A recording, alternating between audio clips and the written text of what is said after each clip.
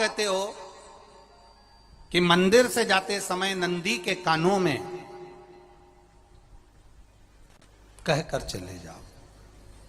बैठिए बैठिए बैठिए बैठिए। बहुत सुंदर प्रश्न है आपके, बहुत भाव से और आनंद से आपने करा, और जनमानस के कल्याण के प्रश्न है ये, केवल आपके लिए नहीं है, ये सबके लिए इतने जोरदार प्रश्न हैं।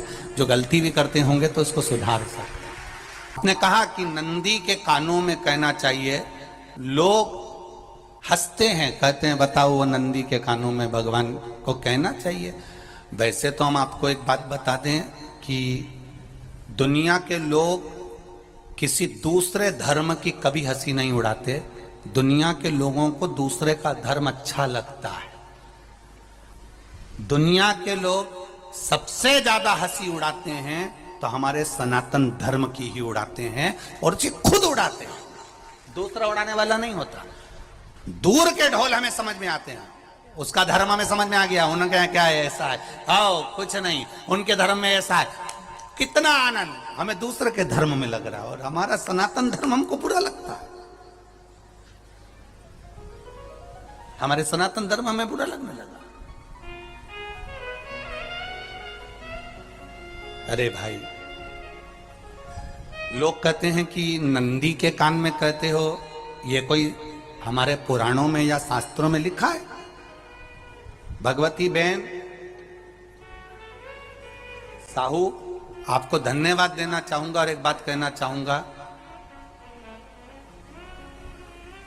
जितनी भी शिव महापुराण के अंतर्गत चाहे उपाय जो बताए जाते हैं कि बेलपत्री ऐसे चढ़ाना, काली मिर्च ऐसे चढ़ाना, चावल ऐसे चढ़ाना, धतूरा का क्या महत्व है, शमी के पत्ते का क्या महत्व है, बेलपत्री के पत्ते का क्या महत्व है, ये जितनी भी बातें बताई जाती हैं ये सब पुराण के अंतर्गत से बताई जाती है।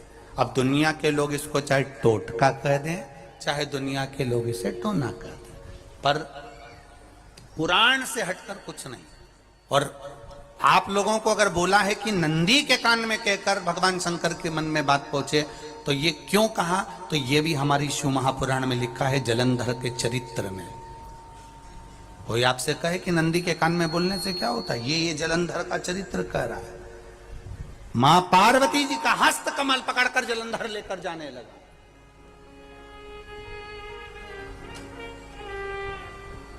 वृंदा का पति लेकर जा रहा। वृंदा तो भगवान की भक्ति में लीन रहती थी, उसको तो जलंधर को सबसे ज्यादा तकलीफ थी नारायण से, पर शिव के पास आ गया, क्योंकि ईर्षा प्रवृत्ति, अभी कथा में कहा, कोई कोई ऐसा होता है जिसको तुमसे बेर नहीं होता तो भी अंदर से ईर्षा जाग जाती है। कोई कोई ऐसा होगा जिसको अंदर से ईर्षा जागती है, अपने आप अंदर से ईर्षा जागती है, उसका कोई बेर नहीं, पर ईर्षा जाग गई, भीतर से ईर्षा जाग। ना आप उससे मिले हो, ना कभी वो आप उसके सामने बैठे हो। कई लोग किसी ना किसी की बुराई करते हैं तो हम लोग पूछ भी लेते हैं, क्यों साहब उनसे मिलकर आए हो क्या तुम? कभी नहीं मिल किया है, कभी उनका सामना हुआ नहीं हुआ, तो फिर बुराई क्यों कर रहा? एक ने कर दी थी इसलिए हमारे ध्यान में था तो हमने भी कर दी। लो, वो कुआं में डूब के मरेगा तो तू भी मरेगा का? नहीं। नंदी सामने बैठा है, गणेश जी को मालूम पड़ गया, कार्तिकेय को मालूम पड़ गया, मां पार्वती जी का हस्त कमल जलंधर ने पकड़ लिया और लेकर चला। मालूम पड़ गया, तब नहीं रहा गया। गणेश जी को क्रोध आ गया और गणेश जी महाराज आए, शिव जी को जगाने लगे, पिताजी पिताजी पिताजी कर कर जगाया, उठो पिताजी, पिताजी उठिए, पिताजी जागिए, पिता को जगा रहे हैं। भगवान शंकर नहीं उठे, तप में लीन थे। क्या करें हम?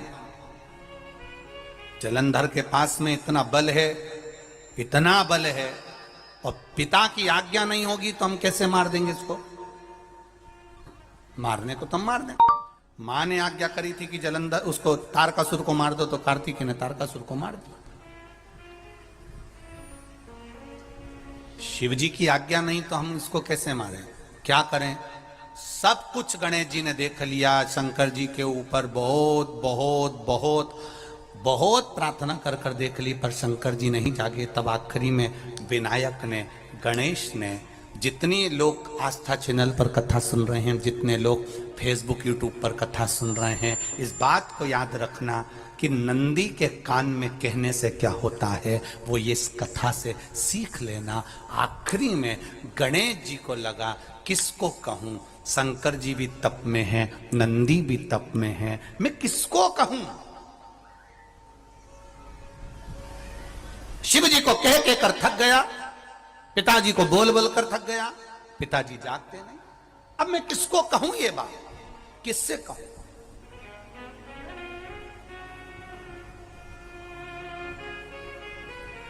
विनायक गए सीधे अब नंदी के पास में। नंदी भी तप में लीन थे, शंकर जी की ओर मुख था, शंकर जी की ओर मुख था। गए और जाकर तुरंत विनायक ने नंदी के कानों में जाकर कहा, नंदीश्वर, मैया का हाथ पकड़कर जलंधर लेकर जा रहा है, पिताजी तप में लीन है, कृपा करिए ना। बस केवल नंदी के कान में कहा, गणेश जी दूर हट गए। नंदी के कान में कहा, शंकर जी के नेत्र खुल गए, शिव जी के नेत्र खुले। ध्यान देना जरा, इस शिव महापुराण की, आशुतोष शिव महापुराण की कथा, जो कथा यहां कही जा रही है, यह कथा पहले के चरित्रों में सुनने को नहीं मिली होगी। जरा ध्यान देना इस संवाद पर, जितने लोग आस्था चैनल पर, जितने फेसबुक यूट्यूब पर सुन रहे हैं। सनातन धर्म की हंसी उड़ाने वाले कह देते हैं नंदी के कान में कहने से क्या होता है, नंदी के सामने जाकर बोलने से क्या होता है, नंदी के पास बैठकर बोलने से क्या होता है, नंदी के पास बैठकर शंकर जी का मात्र दीदार करने से क्या होता है, दर्शन करने से क्या होता है। वो अच्छे से समझ लेना, जो लोग सनातन धर्म पर उंगलियां उठाते हैं वो अच्छे से समझ लें इस बात को।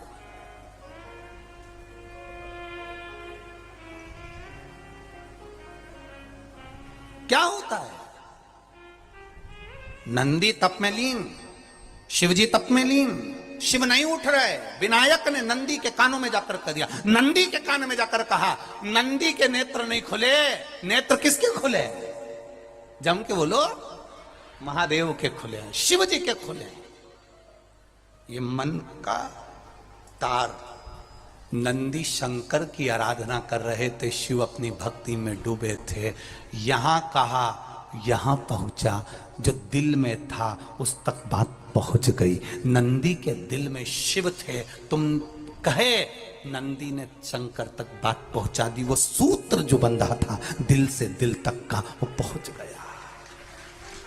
वो सूत्र जो दिल से दिल तक बंधा हुआ था, मन से बंधा हुआ था, खबर वहां तक पहुंच गई, खबर पहुंच गई। लुटाइए, ये मौका मिला है आनंद का, दिल से प्रेम लुटाओ। नंदी से कहा, नंदी ने देवादिदेव महादेव से नहीं कहा। केवल नंदी आंख बंद कर कर बैठे थे, कहते से ही भगवान गणेश के शब्द शिव जी तक पहुंच गए। शिव जी के नेत्र खुल गए और उन्होंने जलंधर के पास पहुंचकर पार्वती जी का हस्त कमल छुड़वाया। जरा विचार करिएगा, आप नंदी से कहते हो मेरे महादेव तक बात पहुंच जाती है, आपको केवल नंदी से प्रेम से कहना है, नंदीश्वर मेरे बाबा, ए मेरे बाबा, आप रोज शिव जी को लेकर भ्रमण पर निकलते हो, मुझे बहुत दुख है, आप मेरे दुख को मिटाने के लिए मेरे दरवाजे पर क्यों नहीं आते? नंदीश्वर से कहा, शिव जी तक बात पहुंच जाएगी, शंकर के नेत्र आपके लिए खुल जाएंगे और महादेव आपके यहां खड़ा मिलेगा, मेरा महादेव आपके पास में खड़ा मिलेगा। आशुतोष शिव महापुराण की कथा कहती है, लोग कहते हैं नंदी को कहने से क्या होता है, ये शिव पुराण कह रही है, कहा वहां तक पहुंचा, दिल से दिल का कंटेक्ट। हम कई बार कहे आपको, आप लोगों ने सुना होगा शिव महापुराण में कि बहुत दुख हो जिंदगी का, बहुत दुख तकलीफ। जैसे वो बहन ने लिखा, मेरे कर्जे में लदालुम हो गई, तकलीफ बढ़ गई, शरीर का रोग था, 15-20 साल हो गए, आराम नहीं, बेटे भी व्यसन में डूबने लगे क्योंकि कर्जा बढ़ गया। टेंशन में रहेगा आदमी तो गलत संगत की ओर चला जाता। व्यसन में आदमी पड़ने लगा, केवल टेंशन के चक्कर में। और आखिरी में हुआ क्या? शिव तत्व को जाना। आपसे भी निवेदन है, जब दुख की घड़ी अपार हो, समस्या बड़ी हो, बहुत तकलीफ हो, बहुत कष्ट हो, एक लोटा जल जब महादेव को चढ़ाने के लिए जाओ, चढ़ाकर 2 क्षण मंदिर के अंदर नंदी के पास 2 क्षण बैठकर मेरे महादेव को निहारना। अपने दिल की बात उसके पास में बैठकर नहीं भी कहोगे ना, तो नंदी के पास मात्र बैठ भी गए, उस नंदीश्वर के पास मात्र बैठ गए, तो वो तुम्हारे दिल की बात समझ जाएगा। तकलीफ बढ़ गई ना, कोई बात नहीं, दवाई खाओ, डॉक्टर को दिखाओ, पर एक बार उस जल को शिव जी पे चढ़ाओ। चढ़ाकर जल लेकर जब घर जा रहे हो, 2 क्षण मेरे नंदीश्वर के पास में बैठ जाओ। नी भी कुछ कहना है मत कहो, एक बार उसके करीब में बैठकर दिल से, मन से मेरे महादेव से जो कहना चाहती हो, बस मन में भी धर लिया, तो मेरे नंदी ने सुनकर वो महादेव से कह दिया, दुनिया का सबसे ज्यादा तप करने वाला, समाधि में लगने वाला, साधना करने वाला, व्रत करने वाला, उपवास करने वाला, तप साधना में लीन होने वाला कोई है तो वो नंदीश्वर है, जो शिव जी के सामने बैठकर उनके सामने हमेशा सामने मुख कर कर तप में लीन रहे। कितने लोग हैं जो भगवान नंदी के कानों में कुछ कहकर आते हैं? बोले हो कभी? सीधे बोल देते हो क्या जाकर? नंदी के कानों में कहने का भी एक तरीका है, आप लोगों को मालूम होगा वो तरीका? नहीं मालूम?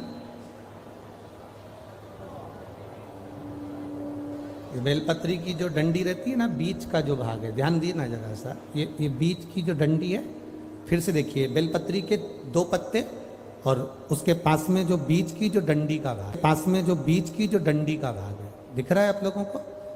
ये 2 डंडी, ये बीच की 2 पत्ती और उसके बीच में जो 2 डंडी का भाग, आप लोगों को मालूम होगा वो तरीका? नहीं मालूम?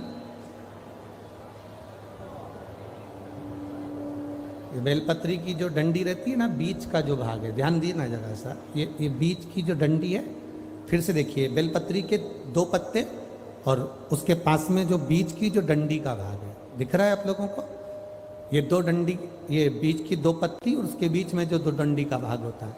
जब हम देवादिदेव महादेव से कोई बात कहने वाले होते हैं ना, कि बाबा बहुत दुखी हूँ, बाबा बहुत तकलीफ चल रही है, बाबा मैंने एक कंपटीशन एग्जाम में परीक्षा दी है, बाबा मेरे जीवन में ये तकलीफ हो रही है, बाबा, तब इस बेलपत्री की जो ये डंडी होती है, इस उंगली से, इस अंगुष्ठ से इस डंडी को पकड़ा जाता है और बाबा के कर्ण में कहने से पहले ये हाथ को नंदी के ऊपर रखकर फिर हम बाबा के नंदी के कानों में कहते हैं और चलते समय इस बेलपत्र को अशोक सुंदरी की जगह पर चढ़ाकर वापिस सजाते हैं। देव अधिदेव महादेव को पार्वती की बात मानना ही पड़ती है और वो कहना ही पड़ता है।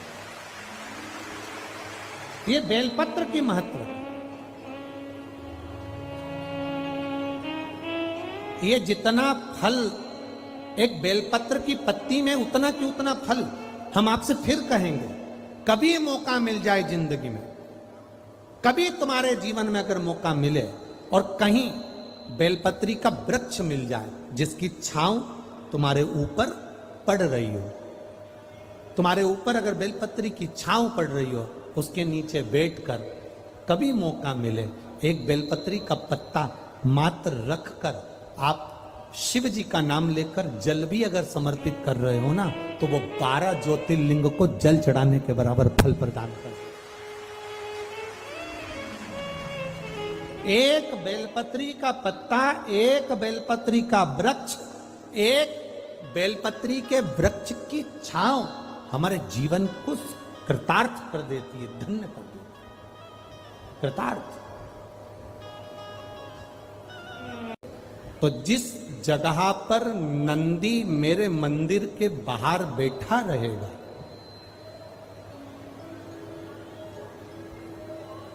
नंदी जिस जगह पर मेरे मंदिर के बाहर बैठा रहेगा, सुयशा उसके कर्णों के करीब में तू स्वयं विराजमान रहे। सुयशा, जब कोई नारी, जब कोई पुरुष, जब कोई बच्चा, जब कोई बुजुर्ग, जब कोई भी संसार सागर में रहने वाला मानव मेरे मंदिर में आएगा और नंदी के कान में कुछ कहकर जाएगा, तब तू उसको सुनकर माँ पार्वती से कहेगी। और पार्वती जब मेरे साथ प्रतिदिन प्रदोष काल में, प्रदोष के समय, शाम के समय भ्रमण पर जब पार्वती मेरे साथ जाएगी, तो पार्वती मैया जिसके सामने नंदी को रोक देगी, मैं उसके ऊपर कृपा करते हुआ चले जाऊंगा। ये हमारा भाव शिव महापुराण की कथा है। तो शंकर जी के मंदिर जाते हैं तो आप जब वापिस लौट कर आते हैं तो नंदी के कान में, जब हम नंदी से कुछ कहते हैं, आप लोग जब वापिस लौट कर आते होंगे तो नंदी से कहकर आते होंगे ना कुछ ना। तो जब हम नंदी से कुछ कहकर आते हैं, आपने देखा होगा कई लोग नंदी के कान में कुछ कहते हैं, फिर नंदी का जो सींग होता है उस सींग के बीच में से शिवलिंग का दर्शन करते हैं। तो नंदी को जब कोई बात कही जाती है, नंदी से जब कुछ कहा जाता है कि हमारी बात शिवजी तक पहुंचाना, तो उसमें सबसे पहला अगर नाद करा जाता है नंदी के कानों में, तो ओम का नाद करा जाता है। आप सीधे जाकर अगर कहेंगे नंदी को कि हमारी ये बात है, आप बात तक पहुंचा देना, तो नंदी उस बात को कहे चाहे नहीं कहे, पर जब आप नंदी के कान में ओम कहने के बाद में अपने हृदय की बात कहते हैं, तो जैसे एक पत्र आपने भेजा और पत्र को तुमने लिफाफे के अंदर रख दिया, रखने के बाद में तुमने एड्रेस भी लिख दिया, समझ लेना बहुत अच्छे से। एड्रेस लिखने के बाद में तुमने अपना मोबाइल नंबर भी लिख दिया, सब कुछ कंप्लीट कर दिया। अब इस लिफाफे को तुमको भोपाल भेजना है सागर से, और तुमने ले जाकर इस लिफाफे को डाकघर के डब्बे में डाल दिया। लिफाफा जाएगा, जम के बोलिए, एड्रेस पूरा लिखा है, पीछे तुम्हारा नाम भी लिखा है, मोबाइल नंबर भी लिखा है, सब कुछ लिख दिया, पर लिफाफा जाएगा नहीं। क्यों नहीं जाएगा? क्योंकि उस पर टिकट चिपका नहीं।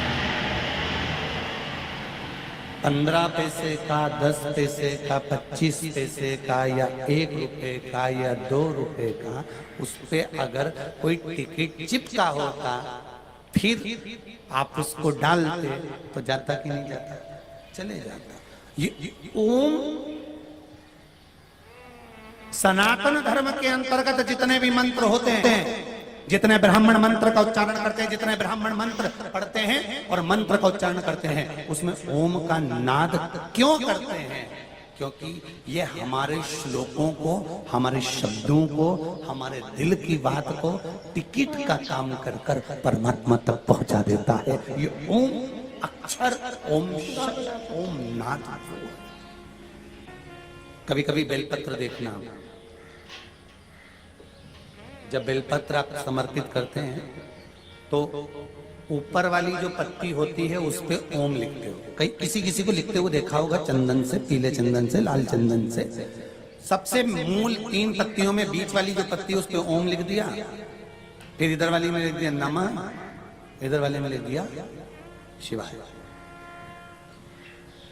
कभी आपने देखा कि इधर वाली पत्ती में ओम लिखा हो, इधर में नमः लिख दिया हो, इधर में शिवाय लिख दिया हो? नहीं, लिखने वाला लिखेगा, क्योंकि जो विद्वान होता है, चतुर होता है, जिसमें विद्वत्ता होती है, वो सबसे ऊपर वाली पत्ती में ही ओम लिखेगा, क्योंकि उसको मालूम है ये ब्रह्मा है, ये विष्णु है और ऊपर शिव है। इन दोनों का समावेश